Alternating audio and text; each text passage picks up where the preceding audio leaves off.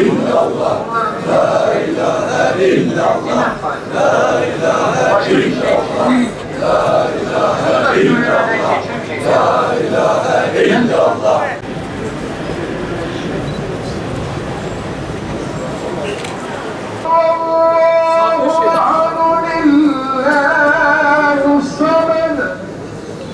لم يلد ولم يولد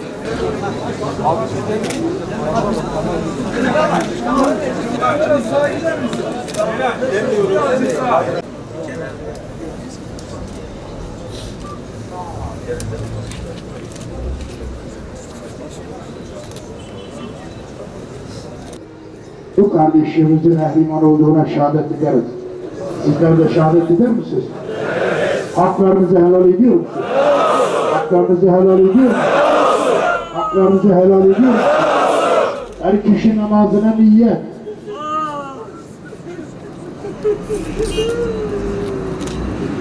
Allahu Ekber. Allahu Ekber.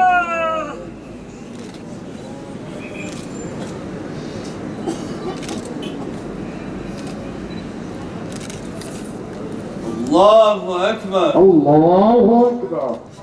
Selamun Aleyküm. Esselamu Aleyküm ve Rahmetullah. Selamun Aleyküm ve Rahmetullah. Esselamu Aleyküm ve Rahmetullah. Çünkü kullu nefsin zâikatul mevt, sümme ileyna turcaun. Her nefis ölümü tadacaktır, sonra da bize döndürülecektir buyuruyorsun. Allah'ım bu güzel insan Cemil Efendi de bugün senin o buyruğuna uyarak huzuruna tevdi ediyoruz. Ya Rabbi onun makamını cennet eyle.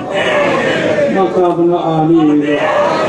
Yakınlarına sabrı cemil ihsan eyle.